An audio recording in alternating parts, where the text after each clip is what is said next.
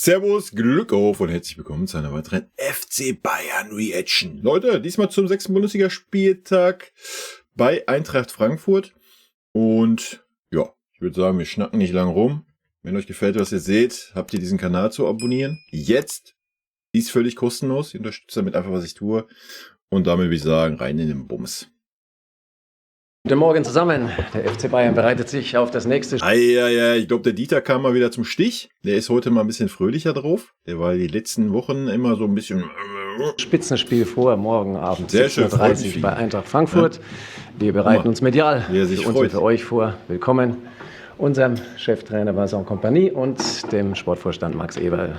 Und dann gibt es die erste Frage hier vorne. Carrie Hau für Sky, bitte. Ja, guten Morgen. Zum Warmmachen vielleicht erstmal eine Frage. Den Torben haben sie echt abgesägt, ne? Torben Hoffmann. Ist jetzt nur noch Zweiter oder Dritter. Zum Gegner, zur Eintracht Frankfurt. Was erwarten Sie für einen Gegner und auf wen und was muss Ihre Mannschaft besonders aufpassen? Dankeschön. Ja, also wen und was.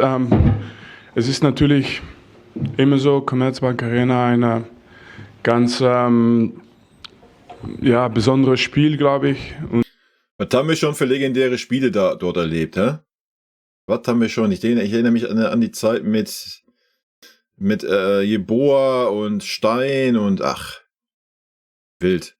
Da waren schon richtig gute Spiele. In letzter Zeit kriegen wir ja mehr auf die Fresse, wie dass das mal ein gleichwertiges Spiel ist. Bin gespannt auf morgen. Und es ist eine Mannschaft, die sehr stark ist im Counter, Mannschaft, die auch mit vielen jungen Spielern viel Talent hat, viel Spieler, die in Zukunft auch noch viele Schritte machen werden und deswegen kann die Verein und die Mannschaft auch noch wachsen. Aber letztendlich für uns ist es auch irgendwie ein normales Spiel. Wir müssen auch unsere Punkte holen und wir wollen einfach weitermachen in die Bundesliga.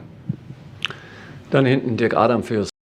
Ja, ich denke, es ist schon ein bisschen richtungsweisend. Ja? Klar, wir sind früh in der Saison und so weiter. Aber wenn man den Bums gewinnen sollte, dann sieht das ja schon gut aus. Dann distanziert man Frankfurt auf 4 Punkte.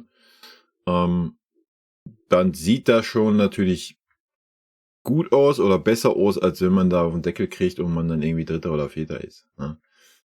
Unentschieden ist wieder so eine halbgare Geschichte. Also man kann da irgendwie ein bisschen was machen mit dem Sieg. Ja, habe ich ja gerade gesagt.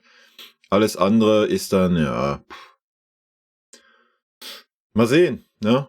Natürlich ist das Ergebnis erstmal vielleicht sogar zweitrangig, beziehungsweise jetzt ist es eigentlich erstmal im Vordergrund, aber die Spielweise, ja, wir werden sehen, ist der dritte starke oder stärkere Gegner auf jeden Fall. Ja, Frankfurt ist sehr gut drauf, sehr gut reingekommen in die Saison, auch in der Europa League. Ja, ich bin sehr gespannt auf das Spiel. Auswärts in Frankfurt ist nie leicht. Ja. Sports Illustrated. Ja, jetzt stehen ja nach dem Leverkusen-Spiel und dem Aston Villa-Spiel jetzt die schweren Spiele gegen Frankfurt, dann Stuttgart, dann Barcelona an. Ja. Verspüren Sie jetzt gerade im Moment so einen speziellen Druck, den Sie noch nicht so hatten und vielleicht auch ein bisschen auch Respekt vor so einer Ergebniskrise eventuell? Nein. Aber schön, dass er Ergebniskrise gesagt hat. Ja, das wäre auch das einzige Wort, auf was ich mich aktuell einlassen würde. Weil eine Krise, Leute, alles ist gut, ne? Also ich bin nur beschäftigt mit das nächste Spiel, das ist jetzt Frankfurt. Und ich glaube, es ist immer wichtig, dass du nach jedem Spiel, nicht nur wenn du verlierst, aber auch wenn du gewinnst, sagst, okay, jetzt ist das Spiel vorbei und zählt nur noch ein Spiel und das ist das nächste Spiel. Was sie sagen über die 3 Spiele danach, das stimmt. Aber wenn ich dann noch weiter schaue, dann gibt es auch noch andere Spiele danach. Also wann hört das auf? Und deswegen ist einfach zu sagen, okay, wir haben viel zu mitnehmen in dieses nächste Spiel und das muss der Grund sein, unser Erfolg für das nächste Spiel. Wenn man gesehen hat, wie er viel betont hat, wissen wir Bescheid. Carrie Hau wieder, bitte. Ja, wie bitter ist der Ausfall jetzt von Jamal Musiala für Sie und was verändert sich dadurch? Also ist vielleicht Leroy Sané jetzt schon mal bereit, zum ersten Mal nach seiner OP dann auch fang doch nicht wieder mit dem scheiß Leroy an, Alter, meine Fresse. Von Beginn an zu spielen oder wie sehen Sie da die Positionen? Ja, also ich werde erstmal die Frage über Jamal beantworten. Für mich ist es natürlich so, wir wissen alle, wie gut Jamal ist und wie wichtig er ist für Bayern München und für Deutschland. Aber letztendlich, es bleibt eine junge Spieler. Für uns ist totale Priorität, glaube ich, dass er erstmal fit ist und fit bleibt. Und was ich auch dazu sagen muss, also er hat das hervorragend gemacht, muss ich sagen. Er hat ganz offen mit uns kommuniziert, über wie er sich gefühlt hat. Und wir haben auch alles dafür gemacht, dass er von Belastung her gemanagt wird. Aber letztendlich, glaube ich, ist die Entscheidung richtig, jetzt zu sagen, okay, erstmal Pause machen und dann kannst du 100%ig fit werden. Über die andere Frage, ja, wir haben natürlich... Ja, alles andere macht doch keinen Sinn, haben wir letztes Jahr gesehen mit Leroy Sané, ja. Wir brauchen so eine Scheiße nicht. Ja, und wenn es nur kleine Wehwehchen sind, alles gut. Wir sind jetzt nicht an Spieltag 30 und in der Champions League Halbfinalphase. Wir sind am Anfang der Saison, Alter. Und wenn da jemand kleine Wehwehchen hat, ja, dann nimmst du ihn 2 Wochen raus, dann soll er erstmal fit werden. Ja, alles andere macht keinen Sinn. Ja, wenn es im Champions League Halbfinale geht, Finale, dann kann man ja sagen, alles klar, kannst du auf die Zähne beißen, kriegst ein bisschen Schmerzmittelchen, alles ist gut. Ja? Aber nicht jetzt. Also... Wir haben einen Kader, ja, der ist sehr, sehr gut besetzt und da muss man halt einfach mal von seiner Strategie entweder abweichen, ja, oder man muss ihn halt einfach im 1:1 mit dem Thomas Müller ersetzen, ja. Das wird natürlich auch da ein bisschen anderes Spiel, aber ansonsten kannst du ja vielleicht einfach auch mal sagen, wir spielen mit einer Doppelspitze, mit Harry Kane und Mathys Tel, ja, wo ist das Problem? Ja, dann hast du noch 2 Außen und wir haben 2 Achter, ein Achter kann auch ein bisschen höher stehen, dass er ein halber Zehner ist, ja, also es ist ja nicht so, dass wir keine Möglichkeiten in dieser Mannschaft haben. Ne? Also von daher alles gut. Eine Kader, wo wir voll auf vertrauen, jede Spieler. Und ich bin ganz ehrlich, ich sehe keinen Leroy Sané, ich sehe keinen Serge Gnabry, ich sehe keinen Michael, ich sehe die nicht auf der Zehnerposition. Ja? Man beraubt da deren Stärke, wie ich finde. Gerade wenn der Gegner, und Frankfurt wird es genauso machen, die Mitte zumacht, da dicht steht. Na, da brauchst du entweder so einen Raumdeuter à la Thomas Müller, der da irgendwo welche Lücken erkennt und sich reinstiehlt, die es eigentlich gar nicht gibt. Oder du brauchst so eine Fummelfliege wie ein Jamal. Ja? Aber da brauchst du nicht welche Außenbahnspieler oder Halbbahnspieler, die dann da auf eine Viererblock in der Mitte zulaufen und dann was machen sollen. Ja? Also. Dann kannst du lieber den Zehner ganz vorne weglassen, nimmst einen sehr offensiven Achter, der da die Bälle schnell verteilt und spielst vorne mit einer Doppelspitze. Ja. Ich meine, Harry Kane lässt sich zu 80% fallen. Dann ist Harry Kane halt der Spielmacher. Ja.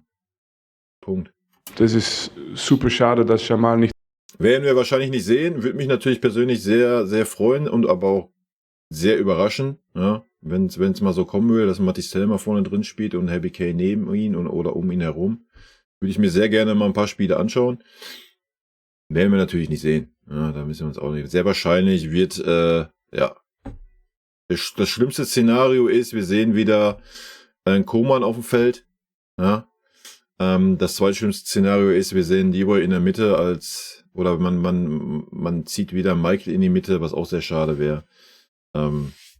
Wie gesagt, ich würde die Variante mit Tel bevorzugen. Alternativ kannst du natürlich auch, einfach einen zentralen Mittelfeldspieler mehr aufstellen. Ja, ich denke, einen Kimmich kannst du da vorne hinstellen, der kriegt da einen Pin, wenn er noch mehr Offensive machen kann. Genauso kannst du einen Pavlovic, wenn er fit ist, da hinstellen. Aber du könntest sogar einen Conny Leimer da hinstellen. Hat er bei Leipzig auch gezeigt, dass er da so eine offensivere Pose spielen kann. Also selbst einen Guerrero kannst du da hinstellen. Also wir haben ja genug Möglichkeiten. Dabei ist, aber für die anderen Spieler ist es auch, ja, wir haben 100% Vertrauen in diese anderen Spieler auch. Ja, und Leroy ist einer von denen natürlich. Ja, muss er dann aber langsam mal zeigen, Alter. Wechselt das Mikrofon gerade. Wer möchte? David Verhoff für Bild, bitte, ja. Herr Eberl, Sie haben sich ja schon zu Sven Ulreich geäußert, dass die Sperre etwas überzogen für Sie ist, aber das zu akzeptieren. Wie ist es bei Ihnen? Also, können Sie uns mal sagen, hätten Sie... Jetzt mal ernsthaft, wa? Wer im Glashaus sitzt, sollte nicht bitte Steine werfen. Ja, na klar, verstehe ich das. So Vorbildfunktion für Jugendliche, junge Leute, Blasels. Geht mal auf Social Media. Ja, da ist Wichser aber noch das kleinste Problem, was wir in der heutigen Jugend haben. Wir reden über Fußball, wir reden über Emotionen. Wer, wenn nicht ich, weiß das am besten. Ja? Ich kann da auch mal schnell eskalieren. Ist das richtig? Natürlich nicht. Ja. Wenn man das jetzt mal gesehen hat, das Video, ja, I don't know, Alter. Weiß ich nicht. Ja, ist jetzt nichts, was uns irgendwie belastet. Mein Gott, du hast noch einen Peretz da, der zur Not spielen könnte, wenn irgendwas passieren sollte. Aber das wird mir alles wieder gerade zu hoch gehangen. Ja, ich bin mal gespannt, was der Eber sagt. Auf der einen Seite stellen wir uns immer dahin und sagen, ja, wir brauchen mal wieder Typen, wir brauchen Emotionen im Fußball. Und auf der anderen Seite, wenn dann einer mal ein bisschen eskaliert und mal Wichser sagt, das ist ja jetzt nicht irgendwie, was weiß ich, die super krasse Beleidigung, dann ist gleich wieder ganz Deutschland in Aufruhr, ja, also Leute, geht mal, alle, die im Stadion sind, ihr wisst selber, was da für Worte fallen, ja, meine Fresse, Alter, das ist Fußball, das gehört irgendwo dazu, ja, ich weiß, in der heutigen Zeit sind alle Menschen super sensibel, darfst du am besten gar nicht mehr schräg angucken, fühlt sich gleich einer beleidigt und diskriminiert und sonst was, nochmal, guckt euch Social Media an, Leute, dann brauchen wir nicht darüber diskutieren, was Wichser für ein Wort ist, Alter. Und für alle Idioten in meine Kommentare. Hey, setz dich hin, Wichser! Ihr werdet es bald hören, wa?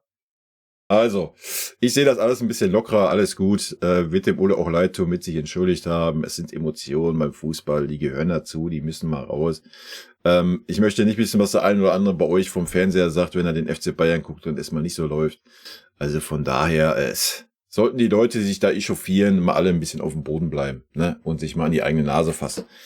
Ja, dass man da jetzt von Seiten vom DFB da so ein Statement setzt, boah, weiß ich nicht, Alter. Ich kann es irgendwo nachvollziehen, habe ich gerade gesagt, aus den Gründen, so, ja, du musst ja eine Vorbildfunktion haben. Klar, Sülz, weiß ich nicht, Alter. Ich weiß nicht, ob Wichser jetzt so das große Drama ist, aber I don't know. Das sieht auch jeder ein bisschen anders, war? Das sind meine 2 Cents dazu. Die Strafe so akzeptiert als Spieler oder hätten Sie sich da gewehrt und hätten gesagt, ein Spielsperre ist zu viel? Ja, weil Sie schon eine Antwort bekommen haben von Max, kann ich jetzt nicht was anderes sagen, oder? so blöd sind wir auch nicht. Nein, ich weiß nicht mal, ich habe nicht im Detail geschaut, was Max dazu gesagt hat, aber es ist für uns als Verein total deutlich, dass wir die Spieler unterstützen wollen, unsere Spieler und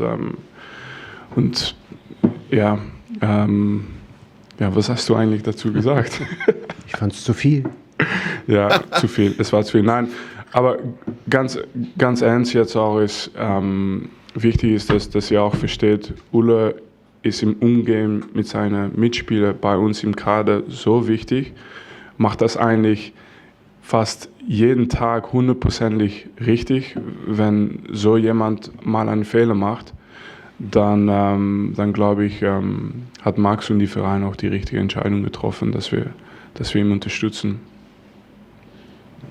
Ja, ich sag's ja euch, Leute, es wird wieder hochgegangen, als, keine Ahnung, wer über den Platz gelaufen hätte, jemand ins Gesicht geschlagen, Alter. Ja, meine Fresse. Er hat in einem hochemotionalen Spiel, wo die Leverkusener Bank sich auch wie ein Arschloch verhalten hat, hat er das Wort Wichser gesagt. Ja, meine Fresse. Ja. Ich denke, Simon Rolfes war selber kein Kind von Traurigkeit, der wird das auch einzuschätzen wissen, die werden sich, Ulle wird sich entschuldigt haben, dann ist das Thema nach dem Spiel vergessen und jetzt wird wieder alles aufgebauscht und Riesenskandal und bla und Sülz und ach, Junge, leck meinen Arsch. Dann Klaus Bergmann für die DPA. Herr Eberl, 2 Spiele nicht gewonnen, aber einmal sehr gut gespielt, bei Aston Villa vielleicht nicht mehr ganz so gut oder nicht so effektiv. Wie sehen Sie das jetzt? Man hat die Tabellenführung in der Champions League verloren, die ja noch nach 2 Spieltagen nicht so entscheidend ist. Aber jetzt in der Bundesliga wollen Sie ja sicherlich Erster bleiben. Wie bewerten Sie dieses Spiel jetzt in Frankfurt, dieses Topspiel? Genauso einleitend, wie die Frage war. Also beide Spiele, Leverkusen und Aston Villa, sind beides Spiele, die du, wenn du sie öfter spielst, und das ist ja im Fußball, geht es immer um Wahrscheinlichkeiten, habe ich von einem alten Trainer gelernt, wenn du die öfter spielst, wirst du sie gewinnen. Leverkusen sowieso und Aston Villa genauso, weil die Art und Weise, man sieht das Resultat war nicht so oder beide nicht so. Wenn der Knabri den Ball querlegt, gehen wir 1-0 in Führung und dann läuft der Bums ganz anders, ja. Aber wir müssen natürlich uns jetzt auch nicht daran hochziehen. Also die Aussage fühle ich nicht, ja. Ich denke, man muss die Spiele sehen. Wir waren jedes Mal die bessere Mannschaft eigentlich. Aston Villa nehme ich ein bisschen raus. Die waren einfach heißer, die waren fickriger, hat man in der Zweikampfquote gesehen. Aber wir müssen jetzt nicht anfangen zu sagen, ja, wenn wir das Spiel 10-mal spielen, gewinnen wir es 9-mal. Ja, wen interessiert das? Ja, wir haben die Spiele nicht gewonnen. Feierabend. Kannst du auch nicht sagen, ja, hätten wir das Champions League-Finale 99 10-mal gespielt, hätten wir 9-mal gewonnen. Ja, das eine Mal, wo wir es gespielt haben, haben wir es verloren. Ja, Punkt. Also damit müssen wir nicht anfangen, Leute. So wie wir uns das vorgestellt haben. Das was auch nicht der Lohn für die Arbeit gewesen ist, die wir geleistet haben, aber es ist so. Und Aston Villa war das ähnliche Spiel. Das darfst du nicht verlieren. Nimmst einen Punkt mit. Die Wahrscheinlichkeit, dass du gewinnst, ist sogar höher. Ja, ich glaube, ich habe es ja gesagt, die Aston Villa hat man so ein bisschen das Gefühl gehabt von die Impulse, die kamen von draußen und so weiter. Dass man am Ende des Tages damit zufrieden gewesen wäre, da einen Punkt mitzunehmen. Und das hat dann wahrscheinlich der Fußballgott bestraft und hat sich gedacht, nee. Wenn ihr als großer FC Bayern da meint, ihr wollt da gerne den Punkt mitnehmen, dann stelle ich den Neuer mal, war ja nicht Neujahrsfehler, ne? Stelle ich den Neuer mal ein paar Meter zu weit vors Tor. Wenn ich alle Statistiken anschaue, die Art und Weise ist das, auf das, was wir aufbauen. Und das müssen wir in Frankfurt jetzt wiederbringen, wie in den Wochen zuvor, auch wie in den letzten Tagen, dass wir diese 100-prozentige, und das war das Einzige, was wir in Aston Villa vielleicht bemängeln konnten, dass wir nicht bei 100% waren, sondern bei diesen 95, 96% vielleicht nur, aber wir müssen, und das trifft eigentlich jede Mannschaft auf der Welt, aber für uns genauso, wir müssen unser absolutes Limit gehen. Jeder einzelne Spieler, jeder einzelne Einwechselspieler, alles, die Vorbereitung drumherum. Ja, da gehe ich mit. Ja, die Art und Weise völlig fein, in beiden Spielen, ja. Nochmal bei Aston Villa haben wir es nicht geschafft, wie es Max sagt, und das war nicht nur 95%, das war bei dem einen oder anderen Spieler vielleicht 80%, bei den Einwechselspielern sind wir vielleicht bei 50%, mal abgesehen von Matistel. Das ist Aston Villa, Alter. Die sind heiß, die brennen, die sind seit 40 Jahren mal wieder in der Champions League. Junge, da musst du da sein auf dem Platz. Ja, und das waren wir nun mal nicht. Wie gesagt, wir haben Spieler gehabt, die haben gefühlt nicht einen Zweikampf gewonnen. Ja, da gehe ich mit, aber das waren nicht nur 5%, die da gefehlt haben. Vielleicht als gesammelte Mannschaft können wir vielleicht sagen, wir waren bei 90%. Die Art und Weise war fein, alles gut. Ja, hätte das mit der Zweikampfquote geklappt, wären wir nicht da aus dem Tritt gekommen wegen dem einen oder anderen Spieler nach 15 Minuten, wäre alles gut gewesen, denke ich. Ja. Um Spiele zu gewinnen. Und das musst du in Frankfurt auch bringen. Also die Ergebnisse in Frankfurt der letzten Jahre von Bayern kennen wir ja. Dementsprechend wissen wir, wie hoch da die Trauben auch hängen. Und da wird eine ähnliche Intensität auf uns zukommen wie im Villa Park in England. Aber wenn wir unsere Qualitäten der letzten Wochen auf den Platz bringen, mit dieser Bereitschaft zu 100%, dann werden wir auch dieses Spiel gewinnen und dann werden wir weiter Tabellenführer bleiben. Das sehe ich genauso. Es wird interessant zu sehen sein, welche Spieler das denn machen sollen. Ja, weil ich denke, der eine oder andere Spieler sollte sich aufgrund seiner gezeigten Leistung auf jeden Fall disqualifiziert haben. Ja, da bin ich sehr gespannt. Das ist das Ziel, was wir haben. Dick Adam wieder. Vincent, eine Frage an Sie vielleicht. Pep Guardiola hat ja eine besondere Verbindung auch zum FC Bayern. Aber erstmal schön, bevor wir da reingehen, erstmal schön, dass ein Max Eber da sitzt. Ja, also ich finde das gut, dass man da auch gleich mal die Vereinsseite hört, ne? Den Sportvorstand und nicht, dass dann wieder, oh ja, jetzt wird der Winnie so, aber der Verein wird das wahrscheinlich so sehen, da wird gleich wieder was reininterpretiert, da wird gleich der Trainer schon wieder weggeschrieben und hast du nicht gesehen. Das ist sehr schön, ne? Dass Max Eber da sitzt und dann auch hier klare Kante zeigt, das gefällt mir sehr gut. Ist ein großer Fan von Ihnen und Sie haben unter ihm gespielt. Was mich mal interessieren würde, haben Sie eine gewisse Verbindung noch zu ihm? Tauschen Sie sich aus? Ist es noch ein Mentor für Sie, der Ihnen auch Feedback gibt? Ja, also erstmal, wir haben 3 ganz erfolgreiche Saisonen zusammen miterlebt. Das bringt immer eine Verbindung. Ich hoffe, dass ich die gleiche Verbindung hier mit vielen Leuten haben werde in Zukunft mit Nach 3 erfolgreichen Saisons. Was wir erreichen wollen mit FC Bayern. Und wir hatten das in City, viel Erfolg. Und dann hast du immer eine Verbindung. Also die Verbindung bleibt und die wird auch bleiben in Zukunft. Aber ja, es ist auch nicht so, dass es viel mehr ist als das. Wir haben sehr, sehr viel Respekt voreinander. Er hat schon alles erreicht, ich möchte genau das Gleiche tun, aber ich weiß auch, dass I'm going to answer this in English just because I'm answering every question in German at the moment, just to practice my English sometimes. No, but witzig. The reason why I'm saying is I had this question quite a lot of times, and I'm on the line where I want to be always super respectful because he gave me a lot, and that's not a secret. And on the other side of it as well, where I'm going my way as well, where I have to do my own steps. So the biggest thing you can know and you have to know is we had 3 amazing seasons together, and so we have a link and that will stay. So if you ask me the question in 1 month, 1 year, 2 years, 3 years, it's probably going to be the same answer. Yeah. Cool, er hat dasselbe jetzt nur nochmal auf Englisch wiederholt, was er auf Deutsch gesagt hat. Ja, die haben halt 3 gute Saisons zusammen gehabt. Natürlich hat der Pep Guardiola einen Einfluss drauf, aber natürlich muss er seinen Weg gehen, seinen eigenen Weg finden, und dann muss man jetzt auch mal langsam anfangen zu sagen, pass mal auf, die Frage habe ich jetzt in jeder Pressekonferenz beantwortet, jetzt ist gut. Ja. Er hat es gerade gesagt, ihr könnt mich in 1 Jahr, in 2 Jahren, in 3 Jahren fragen, dann werde ich 1:1 dasselbe sagen. Ich weiß auch nicht, was die Leute sich immer vorstellen. Stellen die sich immer vor, dass alle Ex-Spieler von Pep Guardiola, die dann Trainer werden oder sonst was, jeden Tag mit dem Pep telefonieren und sagen, ja Pep, was meinst du denn? Habe ich das gut gemacht? Denkst du, ich kann den aufstellen oder was meinst du? Also der ist selber Trainer, der hat gar keine Zeit dafür. Ja, also weiß ich auch nicht immer, was.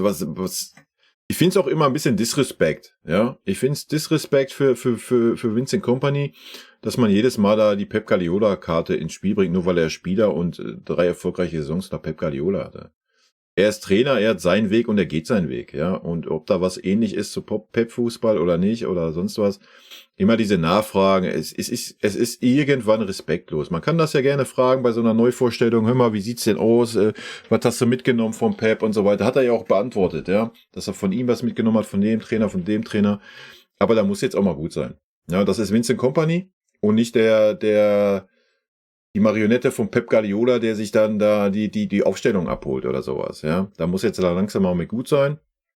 Und wie gesagt, umso öfter man das jetzt nachfragt, umso respektloser wird das in meinen Augen. Ja, ist ja gut, am Anfang der Saison frag es auch 2-mal nach, wenn du meinst. Aber jetzt ist ein Punkt erreicht, da muss man mal sagen, ey, alles gut, jetzt ist gut damit, ja, Punkt. Kerry Howe wieder bitte, ja. Ja, Hiroki Ito trainiert wieder mit dem Ball. Wann rechnen Sie damit, dass er wieder spielen kann? Wie gibt er sich auf? Wie hat er sich eingelebt hier beim FC Bayern? Eine Frage an Max Eberl. Es gab ein Treffen mit Jamal Musiala, ohne da jetzt irgendwelche Details zu erfragen. Was haben Sie denn für ein Gefühl? Wie zuversichtlich sind Sie, den Vertrag mit ihm verlängern zu können? Das ist auch eine Frage, das ist, welche Antwort erwartet man jetzt? Selbst wenn der Max ein scheiß Gefühl hätte und sich denkt, scheiße, ich krieg den Musiala nicht verlängert, der wird uns nächstes Jahr verlassen. Dann wird er sich mit Sicherheit jetzt nicht dahinsetzen und sagen, ja, wisst ihr was, also, nee, mit dem Jamal, das wird nichts. Der wird sich dahinsetzen und sagen, ja, wir sind auf einem guten Weg, wir haben gute Gespräche, alles ist tutti. Was soll er auch sonst sagen, Leute? Also, das ist ja nichts für die Öffentlichkeit bestimmt. Ja, bei mir ist ganz einfach, Hiroki macht das ganz gut im Moment. Er hat seine Qualitäten gezeigt in die Vorbereitung und hoffentlich ist er bald wieder dabei, aber ich glaube, dass er jetzt schon lange Zeit in Deutschland ist und er ist auch bereit für diesen neuen Schritt in seine Karriere. Wir sprechen öfters. Es gab nicht nur ein Treffen, sondern man spricht immer wieder und wir sprechen natürlich auch weiter. Und natürlich habe ich eine große Zuversicht. Es fühlt sich gerade für uns alle sehr, sehr gut an. Es entsteht hier was. Das merkt Jamal auch. Jamal, das, was Vinny gerade vorhin gesagt hat, ist ein außergewöhnlicher Spieler, der ein Stück weit eben neben Josh und vielleicht dem einen oder anderen noch auch ein Gesicht von Bayern München werden soll. Aber hast du den Pavlo nicht genannt? Das ist jetzt schon frech, ne? Also, das ist wirklich frech. Und ja, das werden wir dem Spieler sagen und das haben wir dem Spieler auch gesagt, mit aller Wertschätzung, die wir ihm gegenüber haben. Und jetzt schauen wir mal, wie man dann eben auch zusammenkommt. Aber meine Zuversicht ist groß. Ich bin grundsätzlich erstmal Optimist und sehe keinen Grund, warum er Bayern München verlassen sollte. Dann ist David Fehoff wieder an der Reihe, bitte.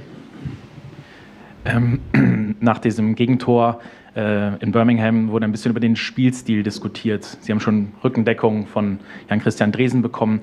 Ist irgendwo in Ihrem Kopf drin, dass man manchmal auch den Spielstil ändern muss? Oder sagen Sie, nein, der Spielstil ist unser Spielstil, der bleibt und den ziehen wir bis zum Ende durch und wir müssen nur die richtigen Sachen machen?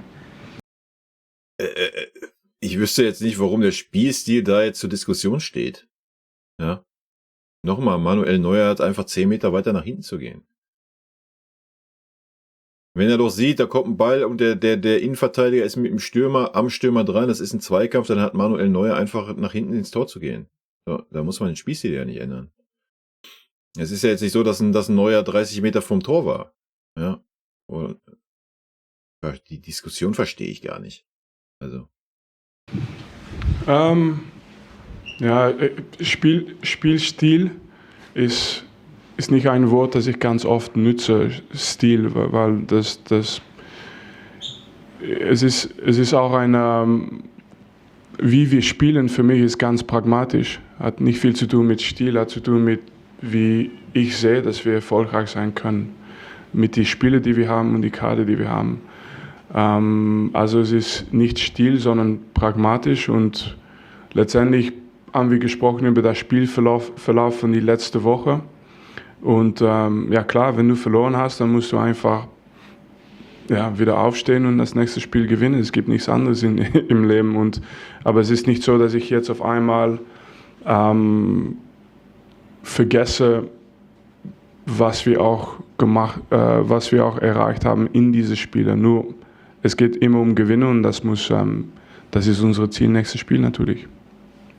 Das ist auch richtig. Ja, ich persönlich gehe da voll mit. Ne?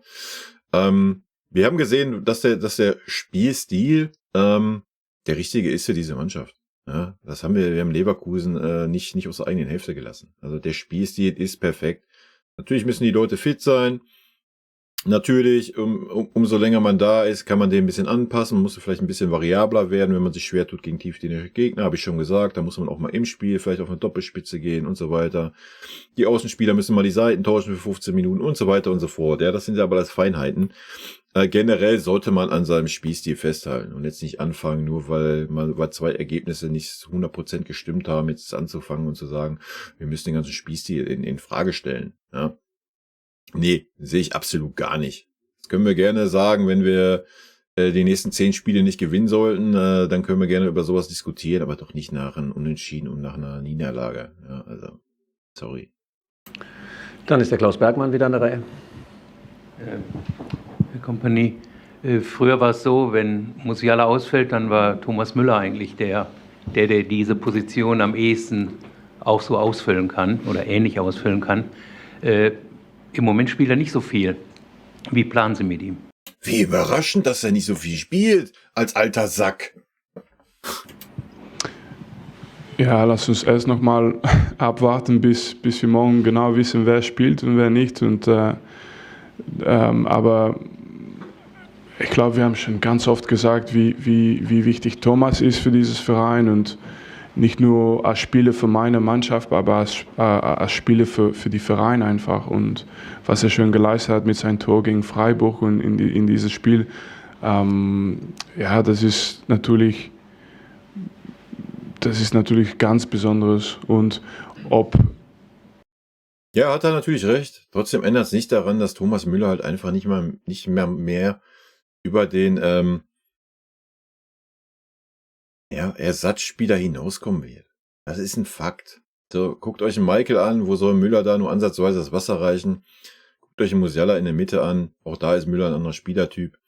Wir spielen mittlerweile einen anderen Fußball, das ist einfach nicht mehr das Thomas Müller Spiel. Willst du Thomas Müller bringen, willst du mit so Musiala dafür draußen lassen? Müller war noch nie ein Außenspieler, also schwierig, ja. Und das muss man dann anerkennen und dann ist das so und gut. Kann sich jetzt aufdrängen, kann seine Chance ja nutzen, wenn Musiala nicht fit ist und kann mich ja vom Gegenteil überzeugen. Indem er morgen da 3 Tore vorbereitet oder so, dann hat er mich natürlich widerlegt. Ne? Also, let's go, Thomas. Wer spielt morgen oder wer nicht spielt, ich werde immer sagen, ich mache die Entscheidung den ich glaube, die uns die Sieg geben. Egal wer spielt, immer. Aber das ist nie eine Entscheidung gegen einen Spieler, auf jeden Fall nicht. Das ist immer eine Entscheidung für die Spieler, für die Mannschaft, die hoffentlich die Ergebnisse holen. Und ja, aber das ist schön, das ist das Schöne an Bayern München und die Mannschaft, das wir haben. Es gibt einfach immer eine Geschichte über eine Spieler, die nicht spielt, weil das sind einfach Top-Spieler und die sind eigentlich sehr, sehr gut auf jeden Fall. Dann vielleicht eine letzte andere Geschichte, Dirk Adam noch. Ja, Herr Eberl, eine Frage an Sie. Didi Hamann hat in seinen oft kritischen Kolumnen jetzt Harry Kane so ein bisschen thematisiert. Hat gesagt, dass er international noch nicht so diesen Nachweis für seinen 100 Millionen Euro Transfer irgendwie erbracht hat. Wie sehen Sie die Kritik? Wie beurteilen Sie das? Eigentlich ist es nicht wert, auf diese Frage zu antworten. Ja, wir können einfach nur Kopf schütteln. Auch in den Kommentaren habe ich 2, 3 Leute gehabt. Leute, haltet eure dumme Fresse. Ja. Dann mache ich den Ulle hier. Hey, setz dich hin, Wichser! Setzt euch hin, ihr Wichser. Jeder, der irgendwas über Harry Kane ansatzweise da so in diese Kerbe geht und so dummes Zeug von sich gibt, hat einfach null Ahnung von Fußball in meinen Augen. Ja. Und dann, ja, Schall und Rauch, da rein, da raus. Bei mir auf YouTube werden solche Idioten ausgeblendet. Feierabend. Ja, das sind einfach nur Leute, die polarisieren wollen, die irgendwie Aufmerksamkeit erhaschen wollen. Und genau das ist ein Didi Hamann für mich. Ja, Didi Hamann ist... Der hat ja mit seiner einen oder anderen These nicht immer ganz unrecht, ja. Aber er geht halt immer rein. Didi Hamann ist eigentlich die laufende Bild-Zeitung, ja. Überall, wo ich irgendwo durch irgendwas Dummes, was ich von mir gebe, Aufmerksamkeit erhaschen kann, gehe ich voll rein. Ja, das ist Didi Hamann, Alter. Ja, wer Harry Kane in Frage stellt, Alter, der hat einfach keine Ahnung von Fußball. Das ist derselbe Dumpfig wie bei Levi. Diese Diskussion. Oh ja, der Lewandowski in Topspielen, ne, da ist der ja gar nicht da. Alter, ihr seid einfach Idioten. Ja, wenn du gegen einen Top-Gegner spielst, der hat 2 Top-Innenverteidiger, der verteidigt sehr gut, das haben wir gegen Leverkusen gesehen, das haben wir bei Aston Villa gesehen. Wenn dann damals ein Levi alleine da gegen 4 steht, wenn jetzt ein Harry Kane da alleine gegen 4 steht, ist es halt super schwer, sich da durchzusetzen. Nochmal, hätte ein Serge Gnabry den Ball quergelegt, hätte Harry Kane das 1-0 eingeschoben. Was wäre dann gewesen? Ja, also das sind Aussagen, die sind so hohl. Ja, gut. Wir gucken mal, was Max sagt. Didi Hamann ist wie ein Tinnitus im Ohr. Der kommt alle 3 Tage hoch. Jo, habt ihr das alle gehört? Ja, das war's dann. Vielen Dank. Danke, Winnie. Danke, Max. Bis morgen. Servus. Ciao. Ciao. Perfekte Antwort. Ja, perfekte Antwort. Mehr gibt's da nicht zu sagen. Ich habe es ja gerade gesagt. Ist halt einfach ein Spacken. Gut, Leute, das war's. Das war die Pressekonferenz. Sehr unterhaltsam diesmal. Ja, hat mir sehr gut gefallen. Leute, rot-weiße Grüße gehen raus. Hoffentlich ein gutes Spiel. Hoffentlich mit dem perfekten Ergebnis für uns am Sonntag. Und leider ein Sonntagsspiel. Ja, und dann schauen wir mal am Montag im Stream, ja. Dann muss ich mir auf jeden Fall noch hier rauscutten, die Tinnitus-Aussage. Tschüssi. Vielen lieben Dank für euren Support hier auf dem Kanal. Und in diesem Sinne, gute Freunde kann niemand trennen.